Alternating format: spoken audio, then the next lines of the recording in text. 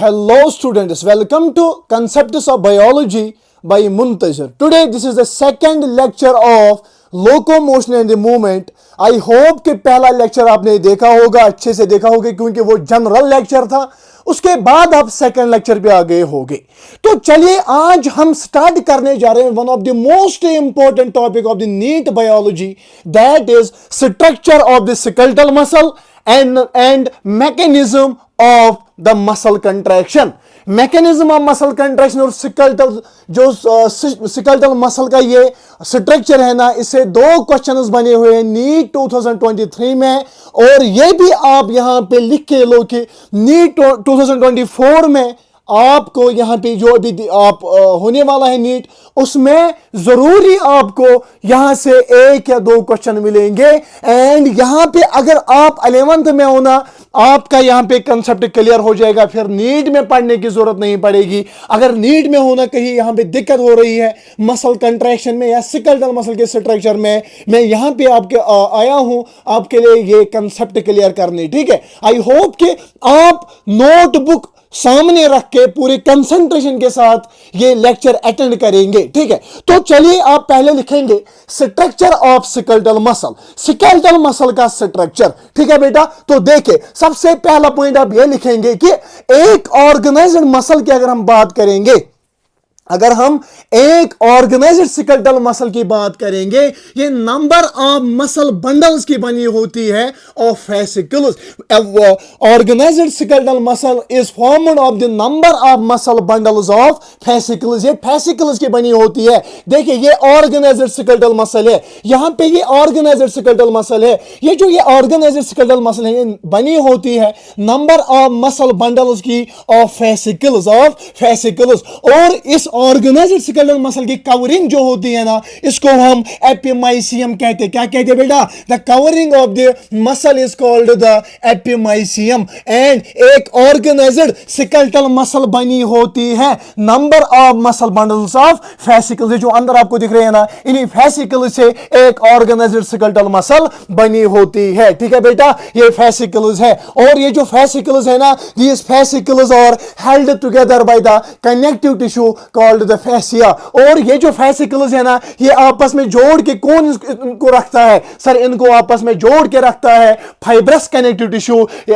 Called fascia, called the fascia. तो यहां पे एक ऑर्गेनाइज्ड स्केलेटल मसल की कवरिंग को हमने एपिमाइसियम नाम रखा. ठीक है, और ये बनी होती है number of muscle bundles of fascicle से. और ये फेसिकल जो बेटा है ना, these fascicles are held together by the fascia, held together by a connective tissue called the fascia. तो अब यहां पे इस कवरिंग को हम हटाएंगे और यहां पे ये फेसिकल्स हम बाहर निकालेंगे. ये जो फेसिकल्स की कवरिंग होती है ना, ये जो इन फेसिकल्स की कवरिंग होती है ना, इनको हम पेरिमाइसियम कहते हैं. The covering of the fascicles is called the perimysium. The covering of the skeletal muscle की कवरिंग को हम epimysium कहते हैं बेटा. और ये बनी होती है number of muscle bundles of fascicles से, and these fascicles are held together by a connective tissue called the fascia. और इसमें से ये फेसिकल्स हमने निकाले, यहां पे ये कवरिंग को उठाया, एपिमाइसियम को उठाया, यहां से क्या किया, यहां से हमने बेटा, यहां से हमने फेसिकल्स को बाहर निकाला. इस फेसिकल्स की कवरिंग को हम पेरिमाइसियम कहते हैं, यानी the covering of the fascicles को हम पेरिमाइसियम कहते हैं बेटा. ठीक है, what is the fascicle? Sir, fascicle is a bundle of muscle fibres की बंडल्स को हम फेसिकल्स कहते हैं. और अब हम इस फेसिकल से एक मसल फाइबर को बाहर निकालेंगे. यहां पे हम एक मसल फाइबर को बाहर निकालेंगे. जब मैंने एक मसल फाइबर को इस फेसिकल से बाहर निकाला, इस मसल फाइबर की कवरिंग को हम बेटा एंडोमाइसियम कहते हैं. क्या कहते हैं? एंडोमाइसियम कहते हैं बेटा. इस वाली जो यहां पे इस फेसिकल में से मैंने बोला, fascicle number of bundle of muscle fibres की होती है, और यहां से हम एक मसल फाइबर को निकालेंगे. इस मसल फाइबर की कवरिंग को हम एंडोमाइसियम कहते हैं बेटा. और जो इसका जो प्लाज्मा मेम्ब्रेन इस मसल फाइबर का होता है, इसको हम सार्कोलीमा कहते हैं. क्या कहते हैं बेटा सर, इसको सार्कोलीमा कहते हैं। और अंदर जो है, जो इसका साइटोप्लाज्म है ना, इसका साइटोप्लाज्म में मिनी न्यूक्लियस होता है और यहां पे स्मूथ एंडोप्लाज्मिक रेटिकुलम अंदर प्रेजेंट होता है। साइटोप्लाज्म किसके साइटोप्लाज्म है सर? इस मसल फाइबर के साइटोप्लाज्म है, इसको हम सार्कोप्लाज्मा कहते हैं। The cytoplasm of this muscle fibre is called sarcoplasma with many nucleus. में मेनी न्यूक्लियस प्रेजेंट होते हैं, याद रखना इंपॉर्टेंट है, ठीक है। और यहां पे स्मूथ एंडोप्लाज्मिक रेटिकुलम प्रेजेंट होता है। और यहां पे नेक्स्ट, यहां पे अगर हम इस मसल फाइबर की बात करेंगे ना, ये जो मसल फाइबर है ना, इसमें 100 तो यहां पे पहले ये पॉइंट ऑफ सार्कोप्लाज्म जो है ना, sarcoplasm is the store house of calcium ions, ये जो सार्कोप्लाज्म है ना, it is the store house of the calcium ions. Store house यही सार्कोप्लाज्म है। अगर कैल्शियम आयंस नहीं होंगे, फिर आप आगे देखेंगे muscle contraction is not possible. और इसके रिलेटेड एक डिसऑर्डर है, that is a muscular dystrophy, ठीक है, that is a muscular dystrophy, वो हम आगे पढ़ेंगे। तो मैं आपको यहां पे खोल के पढ़ा रहा हूं, मसल को मैंने खोल दिया। और अब हम एक इस वाले मसल फाइबर की बात करेंगे। इसमें 100 to 1000 पैरेलली अरेंज्ड यहां पे फाइब्रिल्स होते हैं, उनको हम मायोफाइब्रिल्स कहते हैं। क्या बेटा कहते हैं सर? इनको मायोफाइब्रिल्स कहते हैं, मायोफाइब्रिल्स में alternate light and dark bands मिलते हैं। ये जो मायोफाइब्रिल है ना, इसमें alternate light and dark bands मिलते हैं। एंड यहां पे 2 इंपॉर्टेंट प्रोटीन्स भी होते हैं इस मायोफाइब्रिल में, actin and myosin. Actin thin होता है एंड मायोसिन थिक होता है, एंड इनको हम कॉमनली कहते हैं thin and thick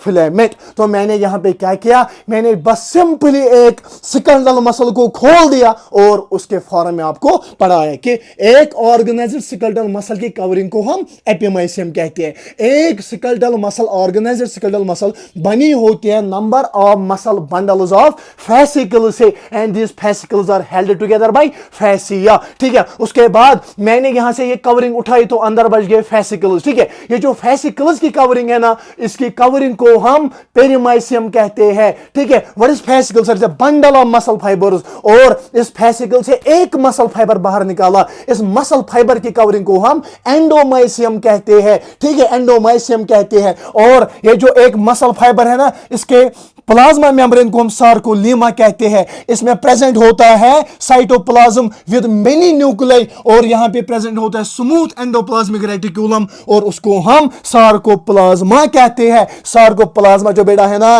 it's a store house for calcium ions. और उसके बाद मैंने बोला ये जो यहां पे मसल फाइबर है ना, इस मसल फाइबर में अंदर 100 to 1000 पैरेलली अरेंज्ड होते हैं, क्या यहां पे अल्टरनेट मायोफाइब्रिल्स, ठीक है, पैरेलली अरेंज होते हैं मायोफाइब्रिल्स। इस मायोफाइब्रिल्स में यानी parallelly 100 to 1000 parallelly arranged fibrils होते हैं, उनको हम मायोफाइब्रिल्स कहते हैं। मायोफाइब्रिल्स पे alternate light and dark bands मिलते हैं, एंड प्रोटीन्स भी यहां पे actin and myosin protein. I hope कि यहां से आप एक एक चीज समझोगे, और हर साल यहां से क्वेश्चन बनता है, और ये लेक्चर बेस्ट लेक्चर होने वाला है पूरे यूट्यूब पे on the skeletal muscle and mechanism of the contraction of the muscle, ठीक है। पहले आप ये डायग्राम बनाएंगे, और जो मैंने ओरली बोला हम पहले ये एक एक पॉइंट करके लिखेंगे बेटा, ठीक है, ये हम एक एक पॉइंट करके लिखेंगे। तो पहले आप वीडियो को पॉज करेंगे बेटा,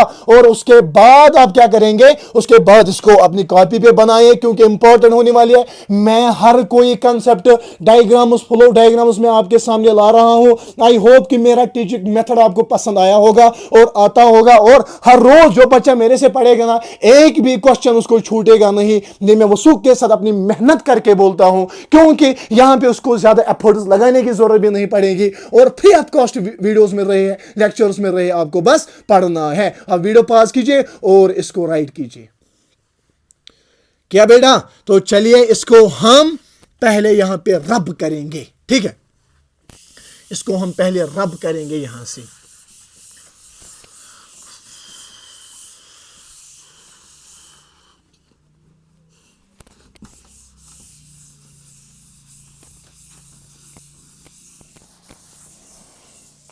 सबसे पहला पॉइंट मैंने बोला कि each organised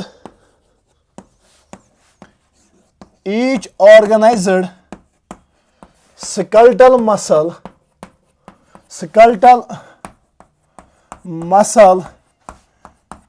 is formed of number of muscle bundles of fibers. Number of muscle bundle of fibers. Muscle bundles of fascicles, bundles of fascicles. ठीक है, एक ऑर्गेनाइज्ड मसल बनी होती है, किसकी? Number of muscle bundles of fascicles. ठीक है, ये जो fascicles है ना, fascicles और held together by connective tissue,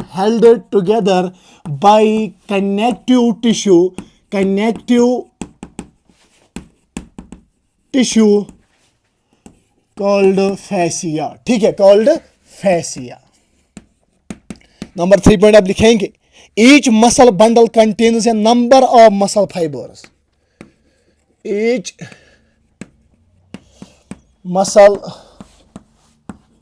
bundle contains a number of muscle fibers, and each muscle fiber is surrounded by a cell membrane. And each muscle fiber is surrounded by a cell membrane called sarcolemma. A cell membrane called sarcolemma. Next point आप लिखेंगे, the cytoplasm of muscle fiber is called sarcoplasm. The cytoplasm of muscle fiber is called sarcoplasm. ठीक है, sarcoplasm जो मैंने अभी बोला. ठीक है, सार्कोप्लाज्म. ये जो सार्कोप्लाज्म है ना, इसमें मिनी न्यूक्लियाई और स्मूथ सरफेस एंडोप्लाज्मिक रेटिकुलम होता है. Sarcoplasmic reticulum. ये जो सार्कोप्लाज्म है ना,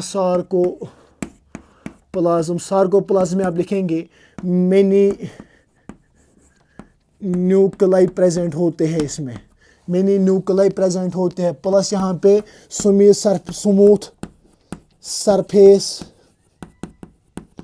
ऑफ एंडोप्लाज्मिक रेटिकुलम यहाँ पे होता है. Smooth surface of endoplasmic reticulum called sarcoplasmic reticulum.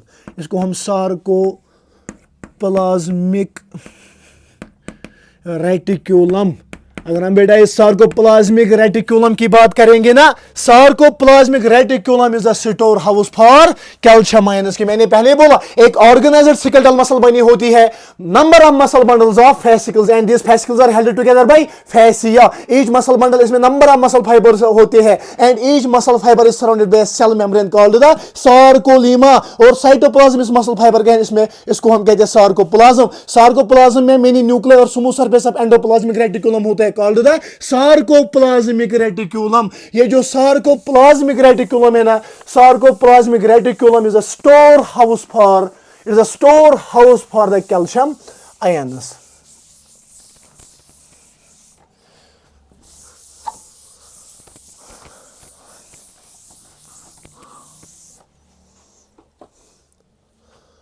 Sarcoplasmic reticulum जो होता है ना, it is a store house important है. ठीक है बेटा, store house for calcium ions के लिए स्टोर हाउस कौन है? Sir, sarcoplasmic reticulum. अब उसके बाद आप लिखेंगे next point, that is muscle fibre contains 100 to 1000 parallelly arranged filaments. Muscle fibre contains hundreds to thousands,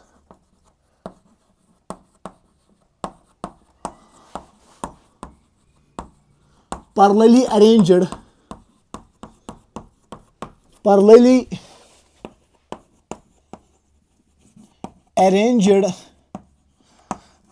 muscle fibrils, parallelly arranged filaments in the sarcoplasm. Filaments in the sarcoplasm. Sarcoplasm में thousands to hundreds to thousands parallelly arranged muscle filaments होते हैं, उनको हम कहते हैं, उनको हम बेटा कहते हैं मायोफाइब्रिल्स. क्या कहते हैं? मायोफाइब्रिल्स कहते हैं बेटा. क्या कहते हैं? मायोफाइब्रिल्स कहते हैं इनको. और जो मायोफाइब्रिल्स है ना, इस पे each myofibril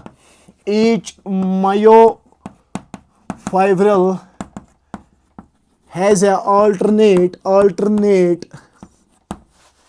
light and dark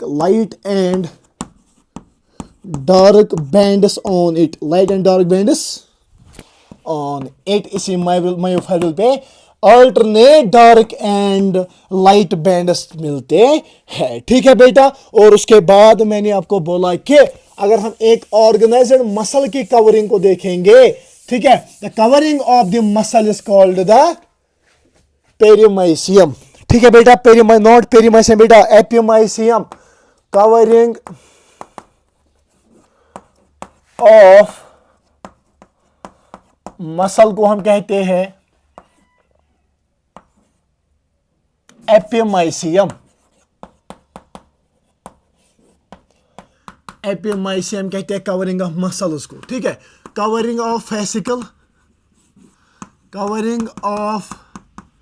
fascicle की कवरिंग को हम पेरिमाइसियम कहते हैं बेटा. पेरिमाइसियम कहते हैं. और कवरिंग किसकी? कवरिंग ऑफ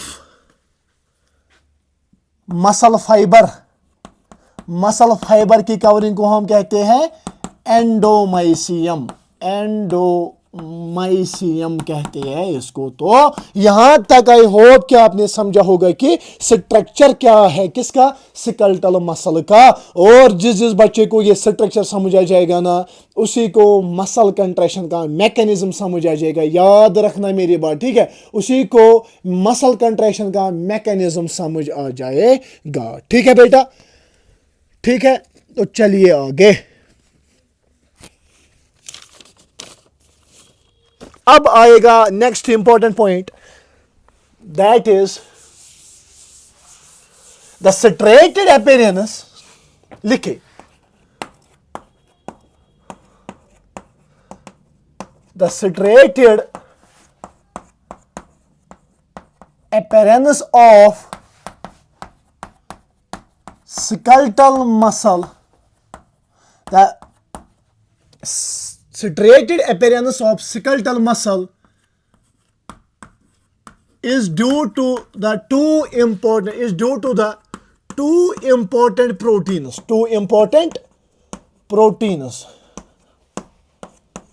क्वेश्चन आया हुआ है. ठीक है. Proteins called actin and myosin. क्या बेटा? Actin and myosin. Actin and myosin. Actin नहीं, एक्टिन एंड मायोसिन. ये जो मैंने कल आपको बोला था कि ये जो स्केलेटल मसल है ना, इसको हम स्ट्रेटेड मसल भी कहते हैं. ठीक है. और क्वेश्चन आया हुआ है नीट 2023 में कि स्ट्रेटेड अपीयरेंस हमारी स्केलेटल मसल को क्यों होती है, वो किस चीज से होती है. मैंने आपको वही पॉइंट यहाँ पे लिखाया कि the striated appearance of the skeletal muscle. ये जो स्ट्रेटेड अपीयरेंस स्केलेटल मसल की होती है ना, it is due to the presence of two important proteins. दो इंपॉर्टेंट प्रोटीन्स प्रेजेंट होते हैं हमारी स्केलेटल मसल्स पे, और वो स्ट्रेटेड अपीयरेंस देता है. उनको हम, उन दो प्रोटीन्स को हम एक्टिन एंड मायोसिन कहते हैं। ये जो एक्टिन जो होता है ना, ये थिन होता है, और मायोसिन जो है ना, ये थिक होता है। तो इनको हम थिन एंड थिक फिलामेंट्स भी कहते हैं। और यहां पे एक्टिन पे जैसे presence of the light band, ठीक है बेटा, लाइट बैंड। एंड मायोसिन पे, मायोसिन किस पे होता है सर? Myosin dark band. तो मैंने बोला जो स्ट्रेटेड एपिडेंस हमारे सिकल मसल की होती है, it is due to the presence of two important proteins. Number 1 is the actin, number 2 is the myosin. Actin को थिन होता है, एक्टिन थिन होता है एंड मायोसिन थिक होता है। एक्टिन एंड मायोसिन की अगर हम बात करेंगे तो इनको हम कॉमनली कहते हैं thin and thick filament. And actin has the light band and myosin has dark band, also called the I band. इसको हम आई बैंड कहते हैं, यानी आइसोट्रोपिक बैंड। इस मायोसिन को हम कहते हैं बेटा, दैट इज also called, इसको हम ए बैंड भी कहते हैं। ए बैंड बोले तो एन आइसोट्रोपिक बैंड, तो आइसो यहां पे आइसोट्रोपिक बैंड, ठीक है, आइसोट्रोपिक बैंड। एंड इसको ए बैंड क्यों कहते हैं? ए बैंड बोले तो एन आइसोट्रोपिक बैंड। तो मैं पे बात कर रहा हूं striated appearance of the skeletal muscle. The striated appearance of the skeletal muscle is due to the two important, there's a presence of the two important proteins. Number 1 is the actin and number 2 is the myosin. Actin thin होता है, myosin thick होता है। actin thin होता है, myosin thick होता है, and commonly इनको कहते हैं thin and thick filament। ये जो actin है, actin has light bands whereas myosin has dark bands। actin has light bands, myosin has dark bands, ठीक है। और इसको हम I band भी कहते हैं या isotropic band, और myosin को anisotropc band कहते हैं, that is इसको हम A band कहते हैं। क्या कहते हैं बेटा? ए बैंड कहते हैं। तो आई बैंड जो है ना, आई बैंड कंटेन्स एक्टिन, ठीक है, याद रखना, I band contains actin, well as अगर हम ए बैंड की बात करेंगे, एन आइसोट्रोपिक बैंड की बात करेंगे, इट कंटेन्स मायोसिन। सर ये एक्टिन एंड मायोसिन क्या है? It is to important proteins, two important contractile proteins, जिसकी वजह से स्ट्रेटेड अपीयरेंस हमारी स्केलेटल मसल को है, ठीक है। और मैंने बोला एक्टिन थिन होता है, मायोसिन थिक होता है। एक्टिन को हम एक्टिन जो है ना, इस पे लाइट बैंड होता है, मायोसिन पे डार्क बैंड होता है।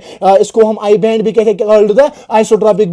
सो I band contains actin and while as अगर हम एनाइसोट्रोपिक बैंड की बात करेंगे, it contains the myosin. I hope कि आपने ये पॉइंट समझा होगा कि स्ट्रेटेड अपीयरेंस क्यों है हमारी, किसको, क्यों है हमारी स्केलेटल मसल को।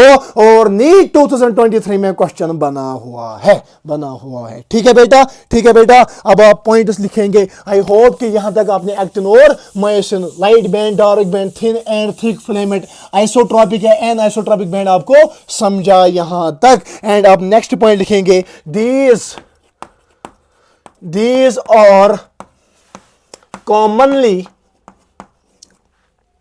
are commonly called thin and thick filament।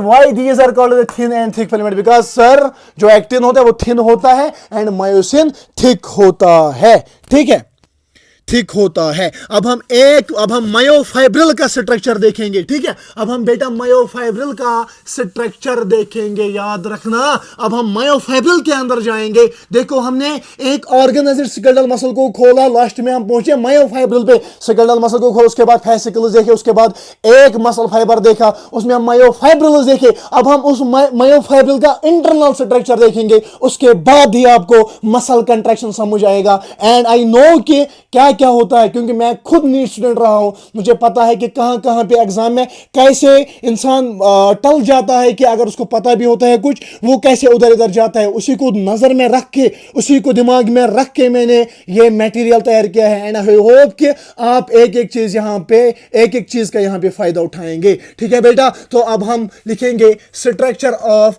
Myofibril.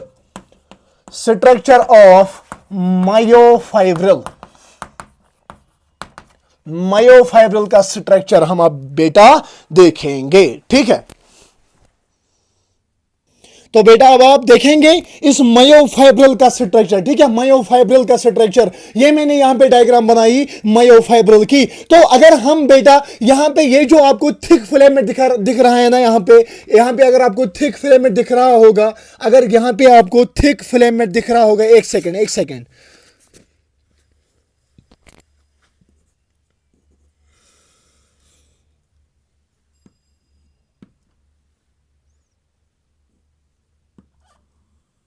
देखिए यहां पे ये जो आपको थिक फिलामेंट्स दिख रहे हैं ना, ये मायोसिन है, और इनके अंदर ये जो थिन फिलामेंट्स आपको दिख रहे हैं दैट इज एक्टिन, ठीक है। ये थिक फिलामेंट है, थिक फिलामेंट इज मायोसिन। जो व्हाइट से यहां पे मैंने बनाया है ये थिक फिलामेंट है। थिक फिलामेंट बोले तो सर मायोसिन। अगर हम थिन की बात करेंगे, ये थिन फिलामेंट से जो रेड से मैंने बनाए हैं ये एक्टिन है, ये एक्टिन है। अगर हम बात करेंगे ना इन आई बैंड्स की, ये जो आई बैंड्स है ना, ये आइसोट्रोपिक बैंड जो है ना, आइसोट्रोपिक बैंड्स और सेपरेटेड बाय, या हम कह सकते हैं यहां पे जेड लाइन होती है जो इन आई बैंड्स को सेपरेट करती है। क्या इन I bands, these are the I bands, these are the I bands, I bands isotropic bands यानी I bands contain the actin, ठीक है। और मैं आई बैंड की, आइसोट्रोपिक बैंड की बात कर रहा हूं। ये जो आई बैंड है ना, आई बैंड जो है इसको बाइसेक्ट करती है। एक यहां पे फाइब्रस लाइन आप कह सकते हो, या बेटा कह सकते हो इसको इलास्टिक फाइबर, यानी मैंने बात कर रहा हूं यहां पे आई बैंड जो होते हैं ना, आई बैंड को बाइसेक्ट करता है elastic fibre of Z line, यानी आई बैंड जो है ना ये बाइसेक्ट होता है एक इलास्टिक फाइबर से, called the Z line, called the Z line, called the Z line, ठीक है बेटा, ठीक है बेटा। ये जो एक्टिन है ना, ये जो आपको एक्टिन दिख रहे हैं ना, ये जो एक्टिन आपको दिख रहे हैं, एक्टिन जो है ये अटैच होते हैं इसी जेड लाइन के साथ, एक्टिन और अटैच्ड विद जेड लाइन, ठीक है। मैं बात कर रहा हूं आइसोट्रोपिक बैंड की, ठीक है, आई बैंड की। आई बैंड को बाइसेक्ट करता है एक elastic fibre called the Z line. और ये जो एक्टिन फिलामेंट्स है ना, ये जो एक्टिन फिलामेंट्स है ना, ये जो थिन फिलामेंट्स है ना, इनको हम एक्टिन फिलामेंट्स कहते हैं, ये जेड लाइन के साथ अटैच होते हैं। यहां से भी देखो ये जो थिन फिलामेंट्स है ये जेड लाइन के साथ अटैच है, ये जेड लाइन के साथ अटैच है। और यहां पे और एक एम लाइन होती है जो हम आगे समझेंगे, ये भी डार्क लाइन है जो सार्कोमियर को बाइसेक्ट करती है, जो हम आगे बोलेंगे आपको, ठीक है। ये जो एम लाइन है ना, एम लाइन के साथ अटैच होता है मायोसिन, एम लाइन के साथ अटैच होता है मायोसिन। वाइलेस अगर हम बात करेंगे जेड लाइन के साथ अटैच होता है एक्टिन फिलामेंट। वाइलेस अगर हम एम लाइन की बात करेंगे, एम लाइन के साथ अटैच होता है मायोसिन, मायोसिन, ठीक है। M line, M for M line, M for myosin, ठीक है बेटा। यहां से भी ऐसे भी आप याद रख सकते हो। तो मैं बात कर रहा हूं स्ट्रक्चर ऑफ द मायोफाइब्रिल। मैंने आपको बोला कि अल्टरनेटली अंदर से एक्टिन एंड मायोफाइब्रिल्स होते हैं, डार्क एंड लाइट बैंड्स होते हैं, और इन्हीं की बात कर रहा हूं मैं। These are the I band जो आपको थिन आपको दिख रहे हैं, these are the I band. ये जो आई बैंड इनको बाइसेक्ट करती है एक फाइब्रस लाइन, इसको हम जेड लाइन कहते हैं। This is Z line, this is Z line. Z line के साथ अटैच होते हैं यही एक्टिन। वाइल अगर हम एम लाइन की बात करेंगे, एम लाइन के साथ थिक फिलामेंट यानी मायोसिन यहां से अटैच होते हैं। और हां, दो जेड लाइंस के दरमियान ये जो आपको पोर्शन दिख रहा है ना, the portion between the two Z line, this is Z line, this is Z line. Sir what is Z line? Z line जो है ये एक फाइब्रस इलास्टिक फाइबर होता है। क्या होता है? इलास्टिक फाइबर जो आई बैंड्स को सेपरेट करता है, और इसके साथ एक्टिन अटैच होते हैं। मैंने बोला this is Z line, this is Z line. ये दो जेड लाइन, इनके दरमियान ये जो यहां ये पोर्शन आपको दिख रहा है ना, इस पोर्शन को हम सार्कोमियर कहते हैं। क्या बेटा कहते हैं? सार्कोमियर कहते हैं बेटा, सार्कोमियर कहते हैं, सार्कोमियर कहते हैं। सार्कोमियर जो होते हैं ना, सार्कोमियर जो it is between the two Z lines, between two Z lines, between two Z lines. और सार्कोमियर पे क्वेश्चन बना था कि स्ट्रक्चरल एंड फंक्शनल यूनिट क्या है। सो अगर हम इस मसल फाइबर की बात करेंगे, मसल फाइबर में sarcomere structural and functional unit होता है। क्या होता है? स्ट्रक्चरल एंड फंक्शनल यूनिट होता है सार्कोमियर। क्या होता है? Structural and functional unit. Sir sarcomere क्या है? मैंने बोला कि अगर हम एक मायोफाइब्रिल को बनाएंगे। किसको? मायोफाइब्रिल को बनाएंगे। ये जो मायोफाइब्रिल है ना, यहां से alternately light and dark bands arranged होते हैं। मैंने आपको बोला ये जो थिक फिलामेंट दिख रहा है this the myosin, thin filament दिख रहा है दिस द एक्टिन, और आइसोट्रोपिक आई बैंड को सेपरेट करती है एक इलास्टिन फाइबर या इलास्टिक फाइब्रस लेयर या इलास्टिन फाइब्रस को जेड लाइन कहते हैं। इस जेड लाइन के साथ एक्टिन अटैच होता है, एम लाइन के साथ मायोसिन अटैच होता है। दो जेड लाइन के दरमियान, ये एक जेड लाइन, ये दो जेड लाइन, ठीक है। जेड लाइन के दरमियान ये जो पोर्शन है ना, इसको हम सार्कोमियर कहते हैं। सार्कोमियर प्रेजेंट होता है between two Z lines and sarcomere is a structural and functional unit of muscle fibre. Muscle fibre का स्ट्रक्चरल एंड फंक्शनल यूनिट होता है क्या? सार्कोमियर। क्या होता है बेटा? सार्कोमियर। अब एम लाइन मैंने आपको बोला था अभी, ठीक है। एम लाइन जो है ना, ये एक डार्क लाइन होती है। क्या होती है सर? एम लाइन एक डार्क लाइन होती है जो बाइसेक्ट करती है, बाइसेक्ट्स किसको बाइसेक्ट करेगी? अब सर ये sarcomere bisects the sarcomere. Sir इस एम लाइन के साथ कौन सा ये फाइबर अटैच होता है? Sir thick filament myosin attach होता है, ठीक है, सार्कोमियर। आई होप कि यहां तक आपने स्ट्रक्चर ऑफ मायोफाइब्रिल भी समझा होगा, स्ट्रक्चर ऑफ मायोफाइब्रिल भी समझा होगा। अब sarcomere is the structural and functional unit of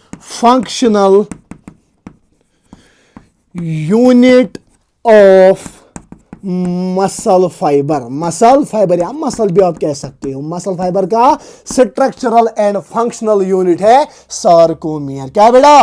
sarcomere है। आई होप कि यहां तक कि एक ऑर्गेनाइज्ड सेल मसल को हमने ऊपर से कवरिंग उठाई थी, उस कवरिंग को हम क्या कहते हैं वो आप कमेंट सेक्शन में लिखेंगे। उसके बाद वहां से फेसिकल्स निकालेंगे, उसके बाद फेसिकल्स बने होते नंबर ऑफ मसल फाइबर्स। एक मसल फाइबर देखा, उस मसल फाइबर में alternately light and dark bands होते कॉल्ड द मायोफाइब्रिल्स। अब मायोफाइब्रिल्स का अंदर का स्ट्रक्चर भी हमने देखा। देखो कहां से मैंने एक ऑर्गेनाइज्ड स्केलेटल मसल को खोला, अंदर आ गए पहुंच गए मायोफाइब्रिल पे, असल मटेरियल पे, जहां पे फिर मसल कंट्रैक्शन में हमें हेल्प मिलेगा। और ऐसे ही आप पढ़ोगे ना तो सिलेक्ट तो जरूर हो जाओगे। और इसी के साथ आप क्या करोगे? लाइक करोगे वीडियो को, सब्सक्राइब करोगे वीडियो को। और ये वीडियो, ये lecture about the muscle contraction one of the best lecture होने वाला है, नीट ओरिएंटेड, जिसमें आपको जरूरी अगर एक क्वेश्चन आ गया वो डायरेक्टली आप टैकल करोगे, ठीक है। तो चलिए आप पहले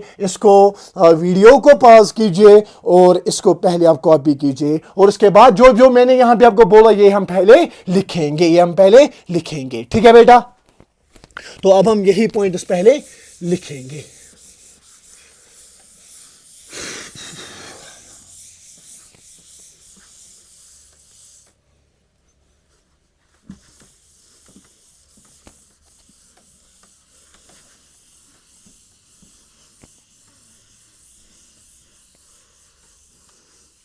लिखे पहला यही पॉइंट बेटा।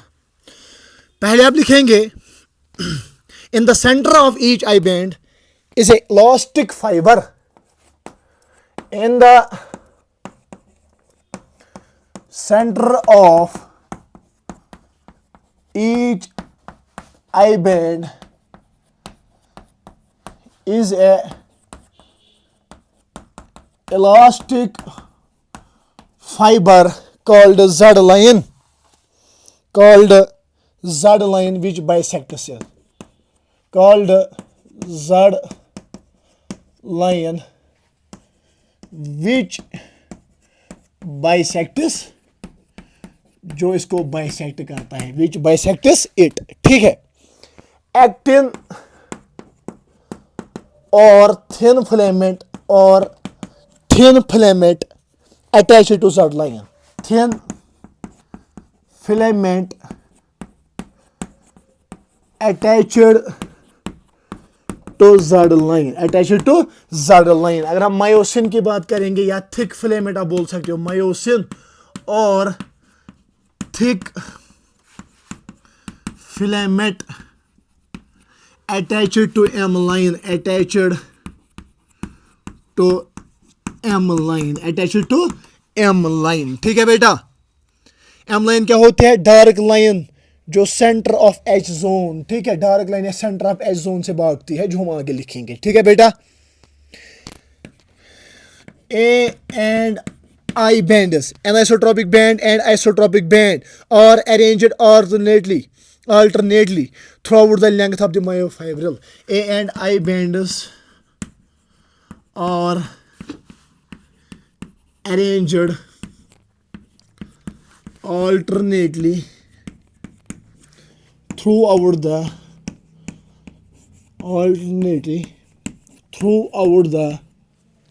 muscle fiber या throughout the length of myofibril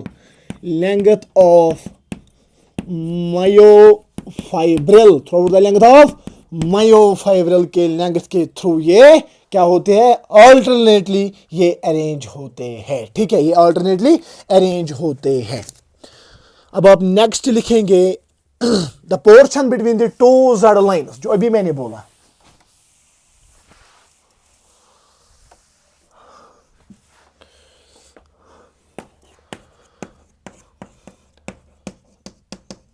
The portion between the two Z lines is called sarcomere.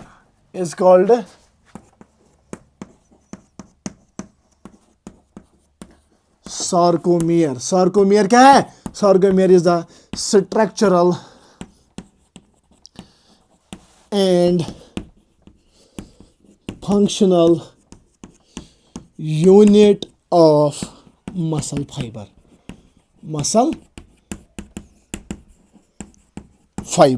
ठीक है बेटा,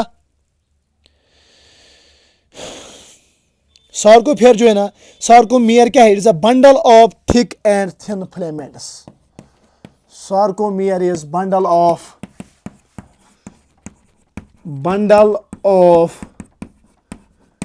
thick and thin filaments. It's a bundle of thick and thin filaments. It's a bundle of thick and thin filaments. ठीक है बेटा, अब हम next लिखेंगे कि रेस्टिंग स्टेट में, ड्यूरिंग द रेस्टिंग स्टेट, लिखिए। पहले हम डायग्राम एक बनाएंगे, उसी डायग्राम पे हम फिर देखेंगे कि नेक्स्ट क्या होने वाला है। ठीक है, अब हम बेटा पढ़ेंगे सार्कोमियर का स्ट्रक्चर। ठीक है, सार्कोमियर को भी खोल के देखेंगे अंदर क्या है। तो पहला पॉइंट आप लिखेंगे, in a resting state edges of the thin filaments on the either side of thick filaments partially overlap the free ends of the thick filaments, leaving the central part of the thick filament in the resting state. अभी अगर मैं इस muscle की बात कर रहा हूँ, ये जो मसल है ना, ये भी रिलैक्स्ड स्टेट में है, is a contracted state, is a relaxed state, ये भी रिलैक्स्ड स्टेट में है। इन द रेस्टिंग स्टेट क्या होता है कि ये जो thin, this is the thin filament, यहां पे मैं दिखाऊंगा, ये जो रेड है ना, red is thin filament, and ये जो व्हाइट आपको दिख रहा है ना, white is thick filament. Thick filament. तो मैं बात कर रहा हूं कि जो ही ये हमारी स्केलेटल मसल जब ये रिलैक्स्ड स्टेट में होता है ना, उस वक्त क्या होता है कि ये जो एंडस इस थिन फिलामेंट के है ना, ये पार्शियली ओवरलैप करते हैं in between the thick filaments,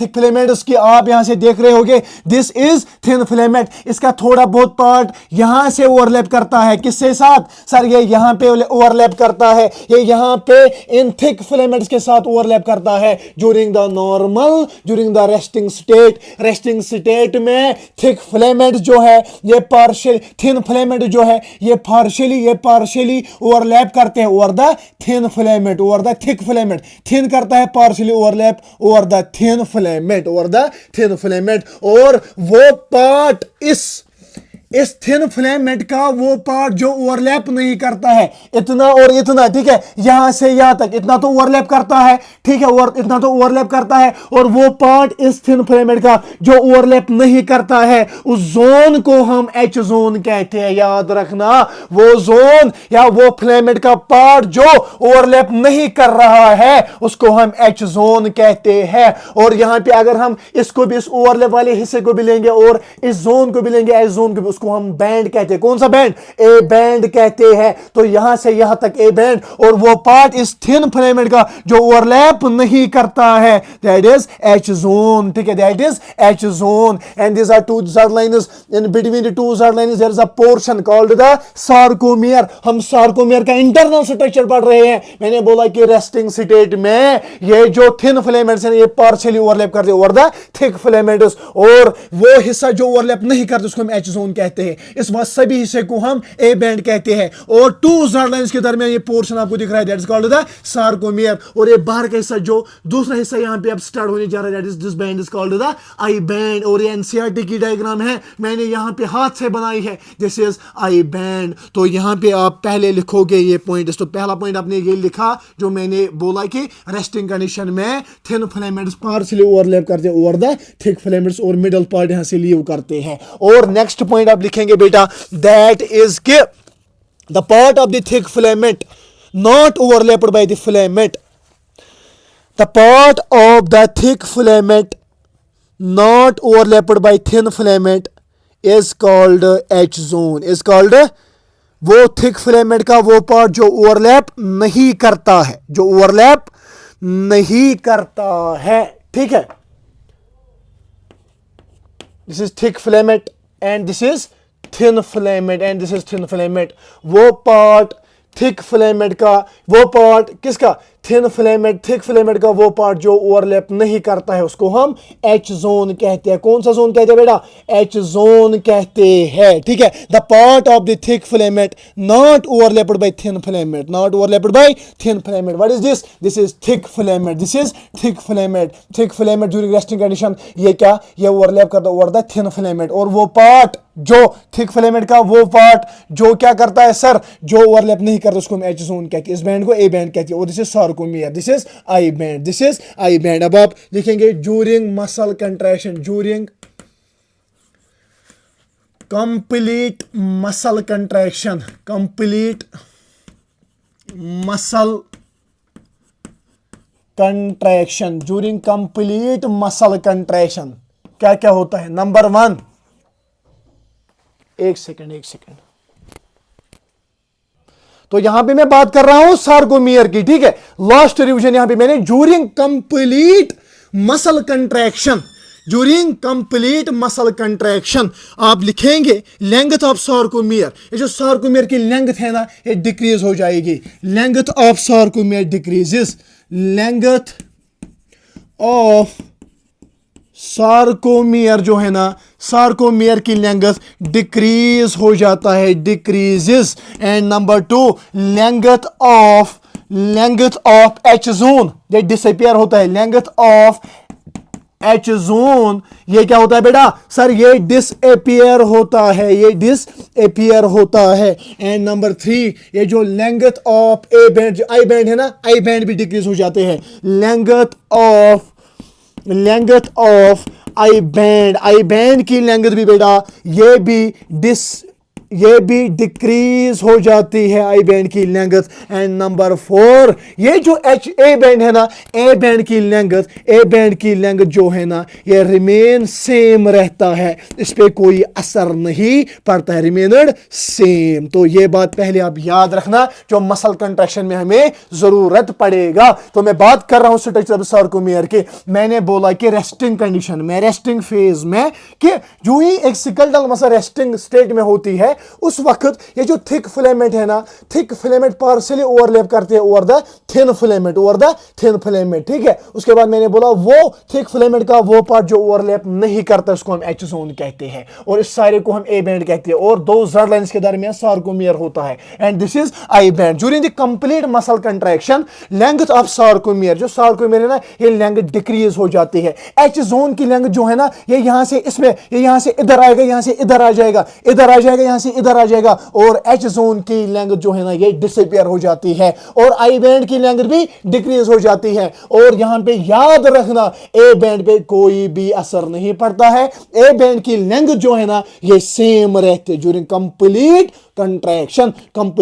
अभी मैंने कंप्लीट कंट्रैक्शन की मसल की, तो अभी क्या हो रहा है सर, अभी यहां पे ये जो लेंथ ऑफ सार्कोमियर है ये भी डिक्रीज हो गई मसल में, और number 2 sir H zone disappear हो गया, आई बैंड भी decrease, but A band same रह गया। और जिस बच्चे को यहां तक समझ आ गया होगा ना वही बच्चा मसल कंट्रैक्शन पढ़ेगा। और मसल कंट्रैक्शन अब मैं 3 डायग्राम्स बनाऊंगा ना, उन्हीं 3 डायग्राम्स में पूरी मसल कंट्रैक्शन आपके दिमाग में सटक से सेट हो जाएगा, ठीक है। तो अभी तक मैंने structure of the skeletal muscle पढ़ा, स्केलेटल मसल का स्ट्रक्चर अभी तक कि कैसे ऑर्गेनाइज्ड स्केलेटल मसल, उसके बाद फेसिकल, उसके बाद फेसिकल से एक मसल फाइबर, उसके बाद हेंड्रेस 2000 अरेंज्ड मायोफाइब्रिल्स, उसके बाद मायोफाइब्रिल्स की स्ट्रक्चर, उसके बाद मायोफाइब्रिल्स के अंदर सार्कोमियर देखा, अब सार्कोमियर का भी स्ट्रक्चर पड़ा, इसके बाद तो अब कुछ नहीं है, इतना ही स्ट्रक्चर था किस मसल का, स्केलेटल मसल का। आई होप कि एक एक चीज आपने यहां पे समझी होगी, और जो जो डायग्राम में बनाता हूं ना आप खुद भी बनाएंगे, एनसीईआरटी भी चेक करेंगे, और यहां से इस स्केलेटल मसल की जो ये है ना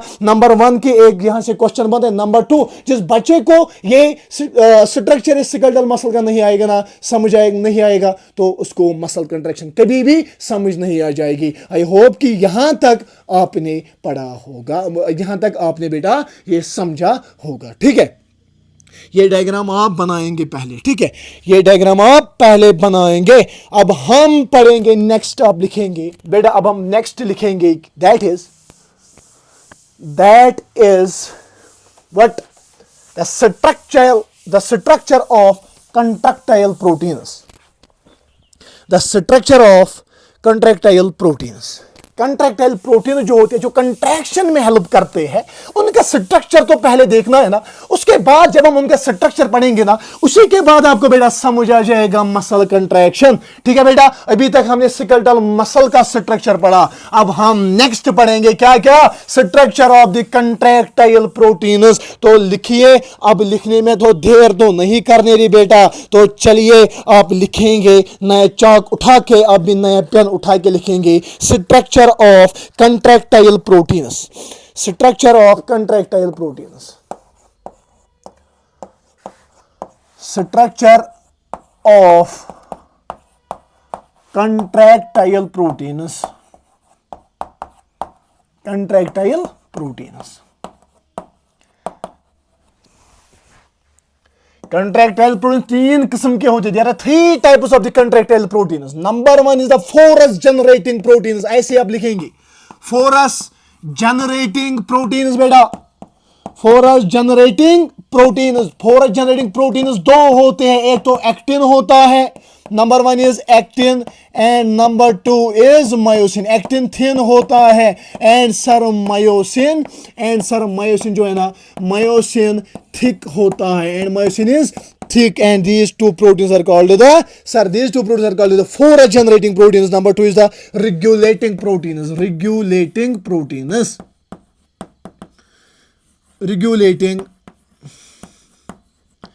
अगर हम regulating proteins की बात करेंगे, there are 2 types of the regulating proteins. Number 1 is the troponin and tropomyosin.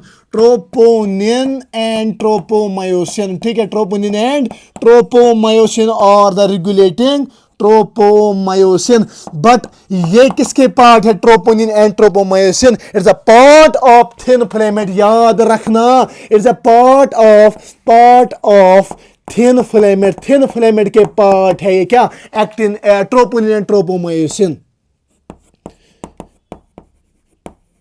ठीक है बेटा। And number 3 is the structural protein, उसको हम जेड लाइन प्रोटीन कहते हैं, स्ट्रक्चरल प्रोटीन स्ट्रक्चरल प्रोटीन, उसको हम जेड लाइन प्रोटीन कहते हैं। क्या कहते हैं बेटा? जेड लाइन प्रोटीन कहते हैं, जेड लाइन प्रोटीन कहते हैं। तो मैं बात कर रहा हूं स्ट्रक्चर ऑफ कंट्रैक्टाइल प्रोटीन्स, वो प्रोटीन जो कंट्रैक्शन में हेल्प करते हैं, that is called the contractile proteins. और बेटा यहां पे there are the three types of the contractile proteins. Number one is the force generating protein, number two is the regulating protein, and number three is the structural protein. अगर हम बात करेंगे force generating protein की, actin and myosin, ठीक है, actin is thin and myosin is the thick filament. उसके बाद मैंने बोला regulating protein, there are two regulating proteins, number one is troponin and tropomyosin. ये जो ट्रोपोनिन एंड ट्रोपोमायोसिन है ये पार्ट होते हैं थिन फिलामेंट के, ये थिन फिलामेंट के पार्ट होते हैं, याद रखना। And number three is the structural protein, structural protein is Z line protein, Z line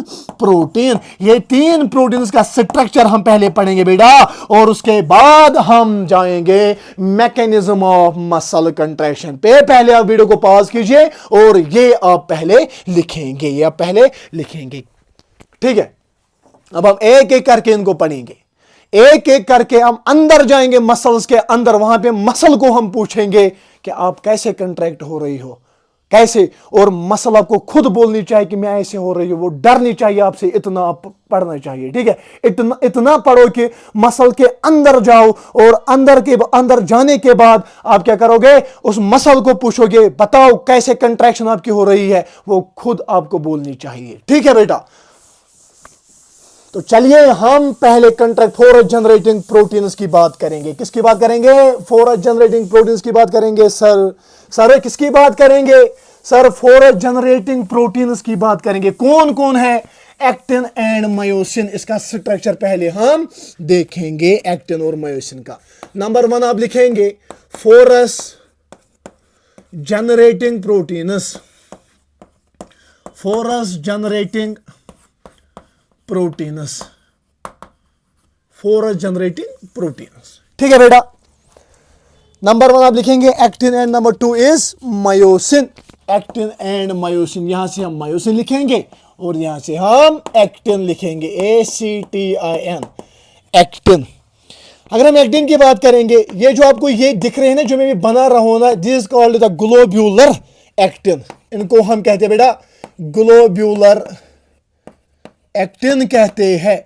और इस ग्लोबुलर एक्टिन को इन presence of the magnesium ions, यहां पे इसकी पॉलीमराइजेशन हो जाएगी, पॉलीमराइजेशन। जब इसकी पॉलीमराइजेशन हो जाए, जब ये जुड़ जाएंगे ना, ये बनाते हैं ऐसे ऐसे ऐसे ऐसे ऐसे ऐसे ऐसे ऐसे, and this is called the F actin. क्या कहते हैं? एफ एक्टिन इसे कहते हैं। और एफ एक्टिन के दो फिलामेंट्स को अगर हम लेंगे, two filaments of the F actin is called the actin filament. और जब हम ऐसे और ऐसे इसको बनाएंगे ना, देखिए देखिए देखिए, and this is called the actin. इसको हम फिर एक्टिन कहते हैं। Two filaments of F actin, इसको हम एक्टिन अब कहेंगे। कि अगर हम फोरस जनरेटिंग प्रोटीन्स की बात करेंगे, नंबर वन इज एक्टिन, ठीक है, नंबर वन इज एक्टिन। ये जो ग्लोब्यूल्स यहाँ पे आपको दिख रहे हैं ना, this are called the globular actin, ठीक है। ये जो ग्लोब्यूलर एक्टिन, इनकी पॉलीमराइजेशन हो जाएगी in presence of the magnesium, यहां से एफ एक्टिन बनेंगे, और दो एफ एक्टिन जुड़कर बनाते हैं एक्टिन बनाते हैं। अगर हम मायोसिन की बात करेंगे, किसकी बात करेंगे? सर अगर हम मायोसिन की बात करेंगे, myosin is the polymer of the meromyosin. याद रखना, myosin is polymer of meromyosin. Meromyosin का पॉलीमर होता है क्या? मीरोमायोसिन का पॉलीमर होता है क्या? मायोसिन, ठीक है बेटा। And unit of myosin, unit of myosin का यूनिट। तो मायोसिन की बात कर रहा हूं, myosin is a polymer of the meromyosin, and unit कौन है? Unit of myosin is meromyosin. अब हम देखेंगे स्ट्रक्चर इस मीरोमायोसिन का, ठीक है। स्ट्रक्चर हम देखेंगे अब किसका? Structure of meromyosin. मीरोमायोसिन का स्ट्रक्चर जब हम देखते हैं ना बेटा,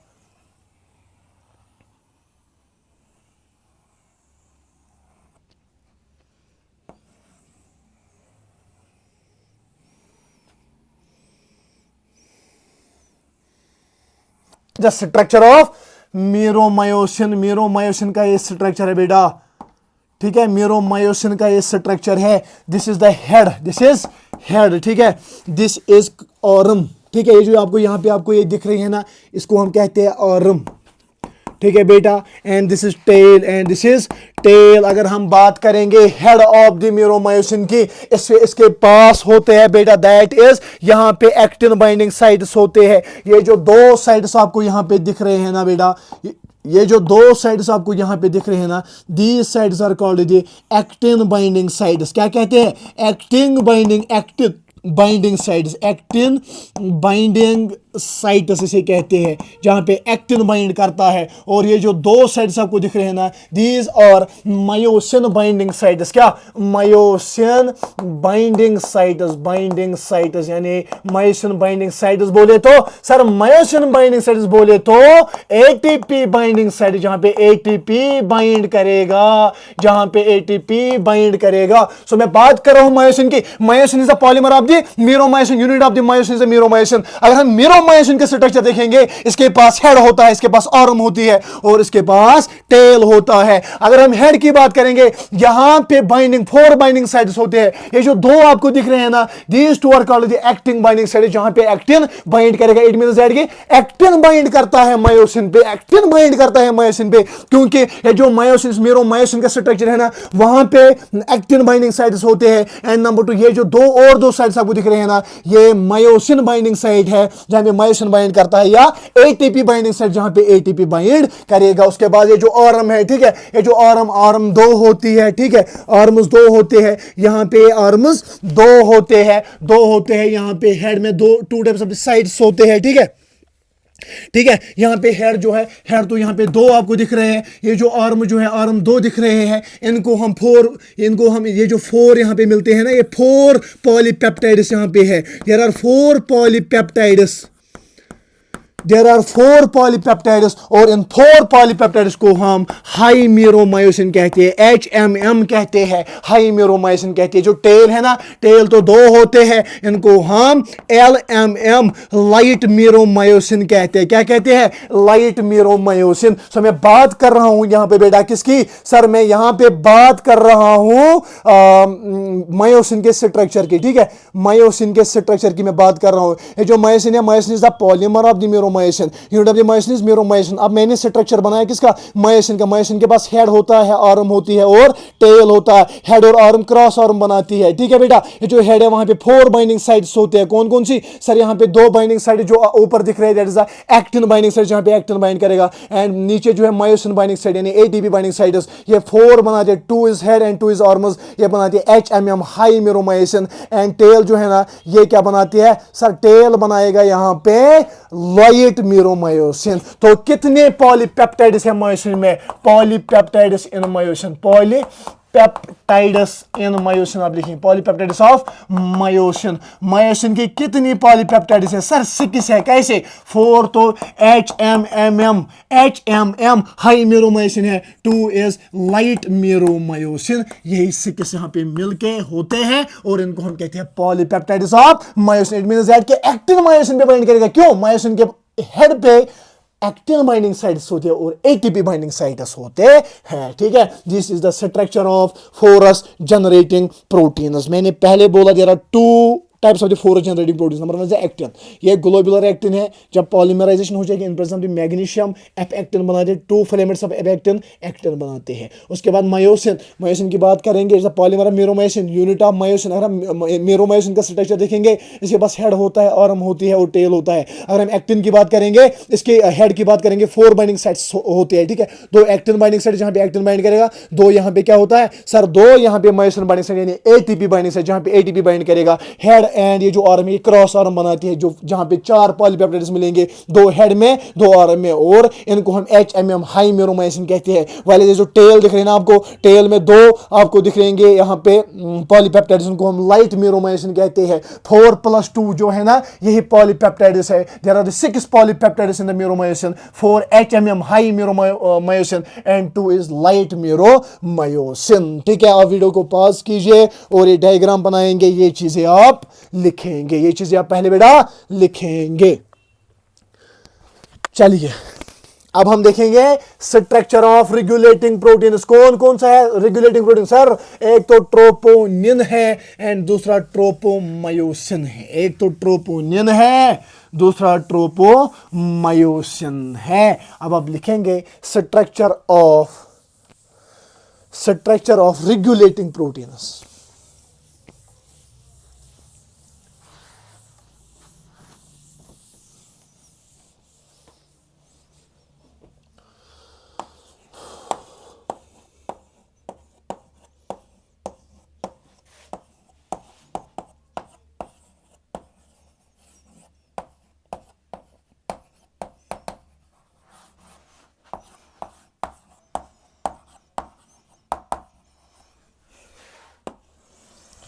रेगुलेटिंग प्रोटीन्स का स्ट्रक्चर, एक तो ट्रोपोमायोसिन है और ट्रोपोनिन है। यहां से हम लिखेंगे tropomyosin,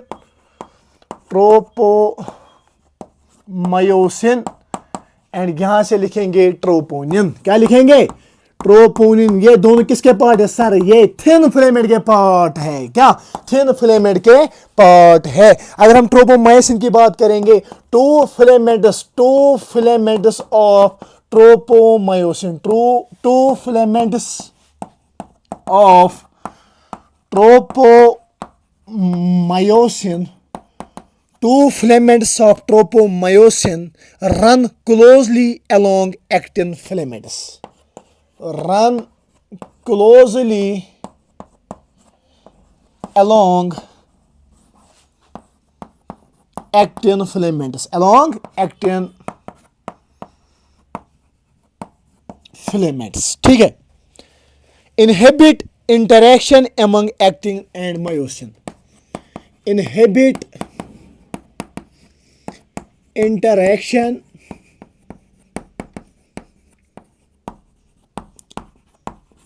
among actin and myosin. तो बेटा अगर हम इस ट्रोपोमायोसिन को देखेंगे ना, दो फिलामेंट इस ट्रोपोमायोसिन के ना, ये क्लोजली रन करते हैं along the actin. This is actin. इसके दो, ये जो ट्रोपोमायोसिन है ना, ट्रोपोमायोसिन के दो फिलामेंट जो है ना, ये क्या करते हैं? ये इस एक्टिन के साथ क्लोजली यहां से क्या करते हैं? चलते हैं। ये क्लोजली रन करते हैं और इसकी वजह से क्या हो जाता है? नीचे आपको ये चाक दिख रहा है ना, chalk is what is chalk sir? Chalk is myosin. ठीक है। और मैं बात कर रहा हूं किसकी सर? Tropomyosin. Tropomyosin is a part of thin filament यानी एक्टिन। ठीक है। ये जो एक्टिन है, इसके साथ दो फिलामेंट इस ट्रोपोमायोसिन के साथ क्लोजली इसके साथ रन कर रहे हैं। ये क्या करते हैं? इनहिबिट करते हैं। बीच में अब रह गई एक्टिन और फिलामेंट, एक्टिन और मायोसिन की। ठीक है। एक्टिन और मायोसिन की। और ये क्या करेगा? ये इनको इंटरेक्शन करेगी, इनहिबिट करेगा interaction between the actin and the myosin, between the actin and myosin, between the actin and myosin. इसके इंटरेक्शन को ये क्या करता है? इनहिबिट करता है ये ट्रोपोमायोसिन। बिकॉज दो फिलामेंट ट्रोपोमायोसिन के ना ये क्लोजली रन करते हैं अलोंग द एक्टिन फिलामेंट, जो इंटरेक्शन को क्या करते हैं? इनहिबिट करते हैं। किसके इंटरेक्शन को? एक्टिन और मायोसिन के इंटरेक्शन को। अब आप लिखेंगे next troponin. It's a complex protein present on tropomyosin. ये ट्रोपोमायोसिन के ऊपर ही प्रेजेंट होता है। It is a complex protein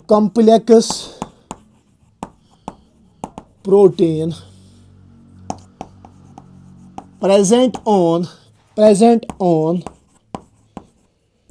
tropomyosin के ऊपर ही ये प्रेजेंट होता है। ट्रोपोमायोसिन इन रेगुलर इंटरवल्स में ये ट्रोपोमायोसिन पे ही प्रेजेंट होता है। इन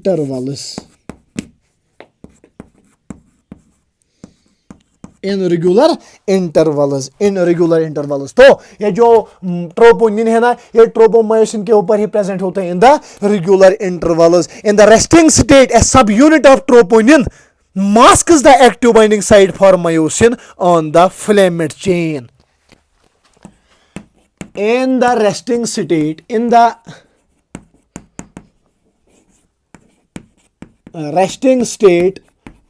the subunit of